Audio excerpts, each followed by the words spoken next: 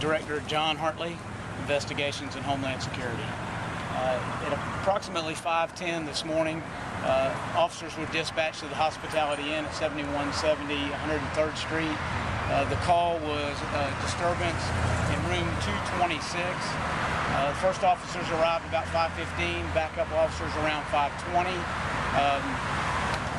In the meantime, security had, the Hospitality Inn has on-site security. They responded to room 226 where they talked to a black male, age 36, and a female that we have yet to identify that were having a disturbance in the room. So they had calls of people screaming and yelling and some kind of ruckus going on in the room. The officers get there. They approach the room. There's 3 officers at the time. Black male comes out. They talk to him. He's very cooperative. They talk to the female. During that investigation, they separate the 2. They ask the black male to have a seat in the police car. He sits in the back of the car. They talk to the female. She doesn't want to prosecute or press any charges. She says there was no physical altercation. They do their initial investigation, and due to the policy of the hotel's policy is that both parties, if they're involved in an altercation here, they need to leave the property. So the female at that time leaves the property. They take the black male out of the back seat of the car. They're talking to him. They let him know that the security needs him to leave the property. At that time, he calls some family to get a ride. He's very loud and boisterous on the phone. At this time, his behavior becomes a little more bizarre. He starts sweating profusely. There's officers around. They call for another officer to come over.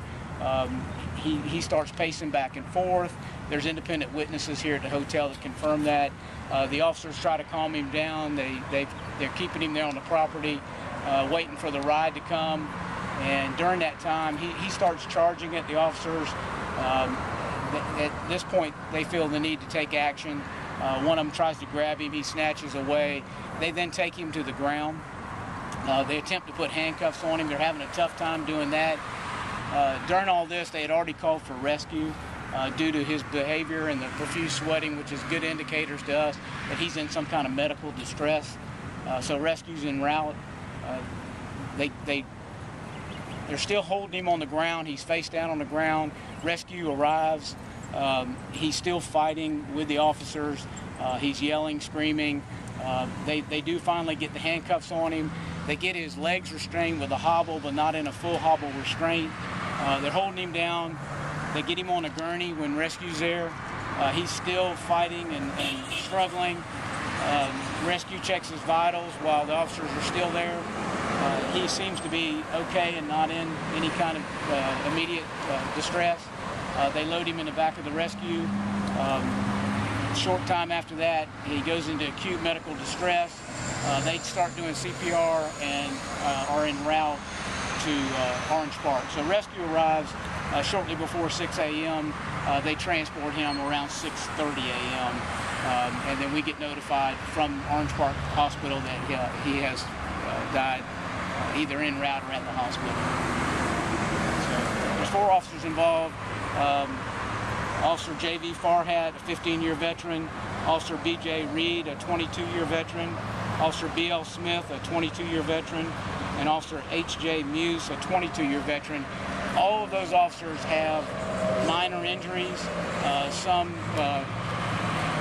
very indicative to trying to hold him down on the ground. Scrapes to their knees, their backs, strained from trying to hold him and fight with him. And there are no blows thrown, there are no kicks, there are no kind of weapons, no batons, no tasers, none of that. So, and we do have independent witnesses here that confirm that the officers did not use anything but physical force and did their best to hold him down until rescue arrived and they could get him restrained. So with that, I'll answer a few questions. Do we know if it had anything to do with drugs? Certainly we suspect that. He talked to the officers about taking some drugs and some alcohol use, but we'll wait for the autopsy and the tox report to tell us whether he did take drugs and alcohol. So he was actually out of the police car, but the police wanted him to wait for the family members that he had called to get him. That's correct. Because of his behavior there, they did not want him to drive, and he had called for a ride. So he had family members on the way to pick him up. And so the officers, he was walking away, but the officer said, stay, wait for the ride. Right, that's correct. And then that's when he started pacing, and then you determined he couldn't leave safely. That's correct. So there's nothing like, specific that kind of set this off. It was as he was talking on the phone, he all of a sudden started to act erratically. That's correct. And from interviewing the rescue personnel, when they got here and when he was in being treated by them, he was abusive physically and verbally to them, and it was like turning a switch. So, and that's one of the indicators that we use when people their behavior gets bizarre, sweating profusely. Those are indicators that he's in some kind of medical distress, and we don't want to speculate as to what that may be. And his name? We'll give you that later on. I'll try to do an update to give you his name. We have not finished talking to the family yet, so we'll try to get you that this afternoon. John, can you go over the 4 officers again real slow, their names, please? J.V. Farhat. J.V. Farhat. Is it Victor? Yes, Victor. I don't know if that's it, but it's V. F-A-R-H-A-T? Yeah, that's correct. And how many years? 15. Okay. B.J. Reed, R-E-I-D, 22 years. B.L. Smith, 22 years. And H.J. Muse, M-U-S-E, 22 years. So a good veteran group of officers that certainly saw what they had and called rescue as timely as they could, and recognized that he was in medical distress. And certainly it's a tragedy for the officers, and certainly a tragedy for this man and his family. So it's what we deal with. Any other questions? Thank All you. right, thanks.